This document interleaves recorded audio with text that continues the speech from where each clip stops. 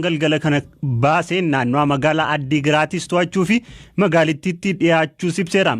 Malli qunnamtii naannicha keessa jiru adda citee waan jiruuf odeeffannoo gama mootummaan bahe kan ofiin mirkaneeffachuuf hin dandeenye.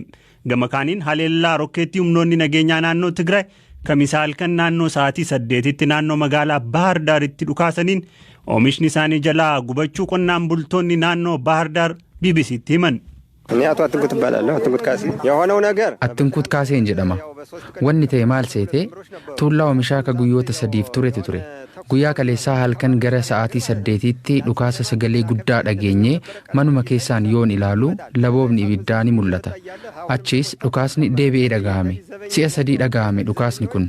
Waardiyyaan ergaan daaqqoon iyyee sa'aa 9 walakkaa booda bilbilee mishingaa shifarraa'u ibiddi nyaatee nuun jedhe. Dhukaasa sanaan gubatee jedhee nutti hime. Achi booda abbaan midhaanii dursee erga qaqqabee booda namootni tokko tokkos mootaraan ana dursanii qaqqabanii ani immoo booda irran ga'ee arge.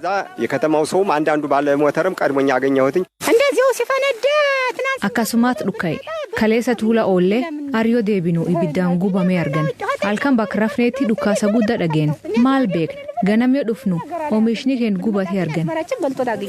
Dubbi himaan humna ittisaa Tigraay obbo Gabra Tsaadiq ammoo haleellaa halkan edaa Bahar Daar irratti misaa'ilaan raawwataniin xiyyeeffannaa isaanii rukuchuu ibsaniiru.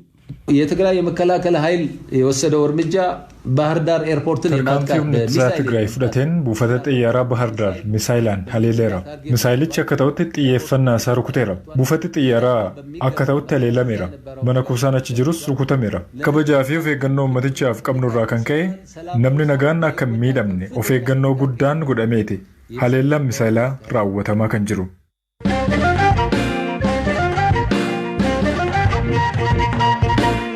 Hoogganaa olaanaan dhaabbata fayyaa addunyaa Dr. Tedros Adhanom himata mootummaan Itoophiyaa irratti dhiyeesseef deebii kennan. Raayyaan ittisaa hoogganaan dhaabbata fayyaa addunyaa Dr. Tedros TPLF'if meeshaa waraanaa bituun deeggaruu jechuun himate.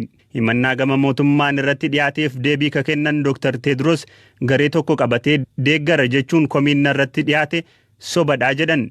Dr. Tedros Adhanom Gabrayyesus dhalataa Tigraayyotaan miseensa hojii raawwachiiftuu TPLF turani. Ministeera fayyaa fi haajaa alaa Itoophiyaas ta'uun tajaajilaniiru. Lolli naannoo Tigraay erga eegale yaada osoo hin kenniin ka turan Dr. Tedros komiin mootummaa Itoophiyaa ifatti miidiyaalee irratti erga dhagahame kamisa galgala himata irratti dhiyaatee fi dhimma adeemaa jiru irratti yaada isaanii ibsaniiru. Qaamoleen hunduu nagaa buusuu akka qabanii fi deeggarsa namoomaaf haala mijeessuu akka qaban waamicha dhiyeessaniiru. Qaamoleen lamaanuu waraana qabbaneessuun nageenya buusuu qabu jechuun yaada dhaabbati biyyoota gamtoomanii dhiyeesse akka deeggaranis ibsaniiru. Gartuun kiyya yoo jiraate daandii nageenyaati.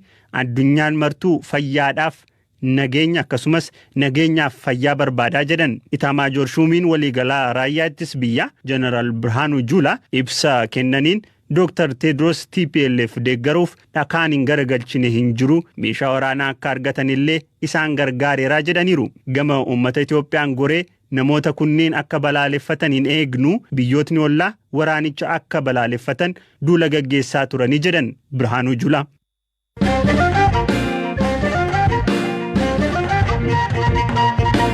Dhaabbileen gargaarsaa dhaabbata mootummoota gamtoomanii jala jiran mootummaan federaalaa Itoophiyaa fi humni naannoo Tigraay bulchuu atattamaan labsii waraana dhaabuu kan yeroo labsanii deeggarsa namoomaaf karaa akka saaqan waamicha dhiyeessan.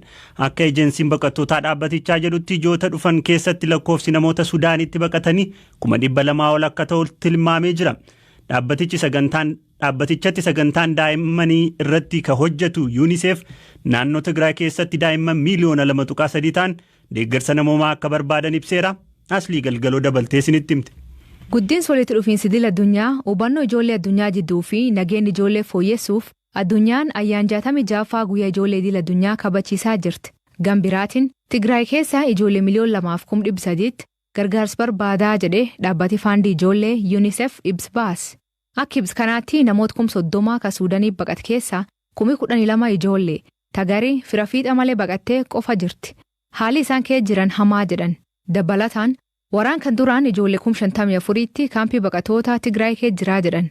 Akka UNICEF jedhuuti naannichi seenuun rakkisa waan ta'eef gargaarsi isaanii salphaa miti. Haalli sodaachisaan garuu hanqina nyaata madaalawaa kan naannichi keessa barkan guddate. UNICEF yoo gargaarsa ariifachiisaa hin argatin ijoollee hedduu miidhamaa jedhe. Amma akka gargaarsi uummata miidhamda qabuu danda'u UNICEF mootummaaf bulchoota naannichaa karaa nuu banaa jettee gaafatti. Taalleen akka waraanan ijoolleen hin miidhamne yookiin hin filamne gaafatti.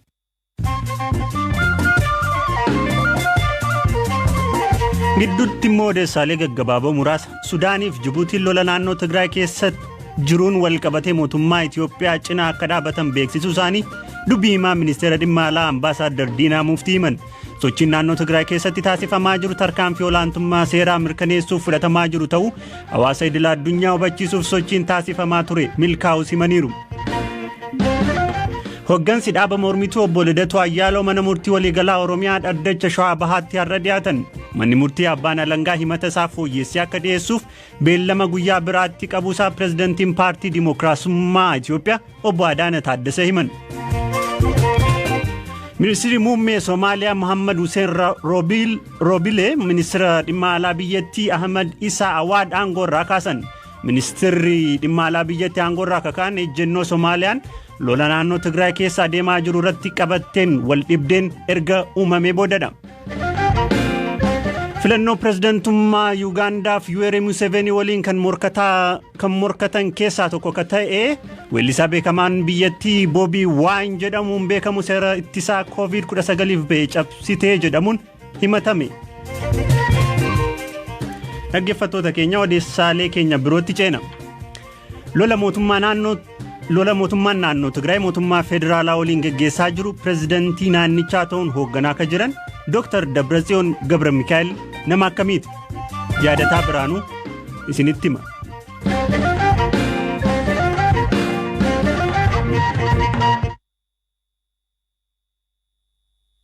Haadha warraa isaanii waliin daa'ima tokko kan godhatan Dabratsiyoon umrii isaanii harka hedduu miseensa TPLF ta'uun dabarsanii barnoota isaanii Yuunivarsiitii Finfinnee bara 1970moota keessa adda kutuun waraana waggoota 17 sirna dargii ilaalcha maarkisiin biyya bulchuu kan hoogganan Koloneel Mangistuu Hayilamaariyaam lolaa turani. Hiriyaa fi jaala qabsoo Dabratsiyoon kan ta'an obbo Alamaayyoo Gazaahany gaarreen walxaxoo Tigraay irratti leenjii loltummaa isaanii erga xumuranii booda dandeettii teeknikaa jaala isaanii waan beekaniif ajajdoonni TPLF Dabratsiyooniin garee teeknikaatti akka ramadaman yaada dhiyeessan. Mucaan kun barnootaaf teeknikaan dhaabbaticha akka gargaaruuf utuu kutaa teeknikaatti ramaddanii jedheen itti hime. Achi amma Masfin Industiraal Injiniring kutaa jedhamuun beekamu keessatti ramadame. Achittis haasaa bilbila diinaa xalafuun raadiyoowwan quunnamtii caccaban suphuun tajaajila ture. Ogummaa isaanii kana gabbifachuuf Dabratsiyoon paaspoortii sobaan Xaaliyaanitti malanii kan turan yoo ta'u yoo deebi'anittis sagalee qabsoo TPLF kan ta'e Dimtsi Wayyaanee hiika sagalee warraaqsa jedhu qabu hundeessan. Dimtsi Wayyaaneen yeroo duraatiif afaan Tigriffaan tamsaasa yeroo eegalu saba Tigraayiif madda ofiin boonuu isaanii ture. Riphee lolaan TPLF kan biraan Mi'eeshoo Gabrakidaan galgala erga dukkanaa'ee yeroo basaastonni sirnichaa nama adda baasuuf rakkatanitti Dabratsiyoon waliin gaarreenitti bahanii anteenaa fannisaa akka turan yaadatu. Guyyaa hojii hojjechuun qonnaan bultoota irratti shakkii uumuun waan hin oolleef basaastonni diinaas baay'ee waan turaniif hojii keenya halkan hojjenna turre. Hojii keenya kana kan nu mirkaneessu Dabratsiyoon ture. Gaaf tokko osoo hojii hojjennu gaara tokkorraa sigigaatee hanga xiqqoof ooluu nan yaadadha. Isaa kufuuf jedhu anaa fi hiriyaa koo tokkotu isa oolche. Yeroo mara yoon yaadadhu yeroos osoo waa ta'ee raadiyoon kun ni uumama ture jedhee yaada. Gara jalqabaarra Dabratsiyoonii fi Abiy kan hiriyooman fakkaatu ture. Gaheessi ganna 42 Abiy Ahmed ministeera muummee Afrikaatti isa umrii xiqqaa ta'uun aangoo yeroo qabatu hoogganaan Tigraay Dabratsiyoon magaalaa guddoo naannichaa Maqaleetti simannaa ho'aa qopheessaniifi warri isaan qeeqan bara 1990moota keessa wayita hoogganaa itti aanaa waajjirratti kaa turan hooggantoota dhaaba mormituu basaasuun kanneen morman cabsuuf gargaaraa turan jedhu.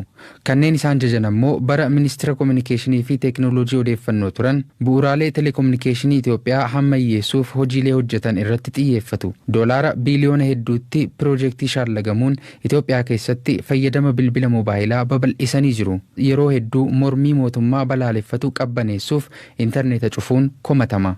Piroojeektiiwwan bu'uuraalee humna ibsaa fi telekoomii isaan hoogganamaa turan. Paarkiin IT magaalaa Finfinnee keessa jiru yaada inni kaaseen hundaa'e. Giddugala saayinsii hawaas isatu jalqabsiise. Piroojeektoota mootummaan hoogganuu hedduu keessaa gahee qabaa jedhu giddugala imaammata hawaasaa Ameerikaa keessatti argamutti ogeessa kan ta'an obbo Daadee Dastaa.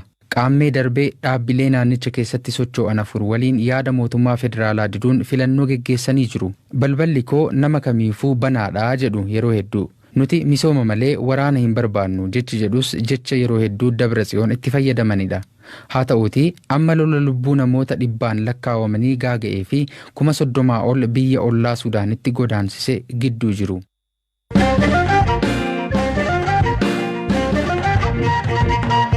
Ajjecha artiist Haacaaluu Hundeessaa hordofuun hokkora keen namoota 60,000 hidhaman keessaa weellisaa Jaafaar Yusuuf tokko. Weellisaan kun torbanoota 8tiif buufata poolisii Burraayyuu keessatti hidhamee erga ture booda tibbana miidhaarra ga'een hospitaala keessatti yaalamaa jiraachuu nutti himeera. Ji'a fulbaanaa keessa seene sadarkaa dhaabanaatti qabee ture. Achiilee osoo turin kanneen ammallee Burraayyuu illee qaban. Burraayyuu aanaa tokkoffaa gara 7-8 tiranii ture. Maaliin si himatan himee? Haala yeroo jedhan na qabanii ana qofa miti nama hedduudha. Garuu namni natti dhiyaate mana murtii na dhiyeessaa jiru. Namni mana murtii dhiyaate hin jiru. Haala yeroo deemame namni achi keessa kaa'atanii taa'u. Ayyee. Tibbana hospitaala seentee yaalamaa akka turte miidiyaa hawaasummaarra naanna'aa ture. Maaliif hospitaala galte? Mana hidhaa keessatti sireebanii? Ayyeen. Maal keerra miidhaan ga'e? Qaama kiyyaa hundayyuu na miidhameera. Miilli kiyyaallee amma warra guddaa dugda kiyyaa fi garaan kiyyaallee na dhukkuba. Dugda kiyyaa garuu warra guddaa kanaa dhukkubee. Abeetti hospitaalii seenan ture jechuudha ammoo gara Hayaat hospitaalitti yaalamaa ture.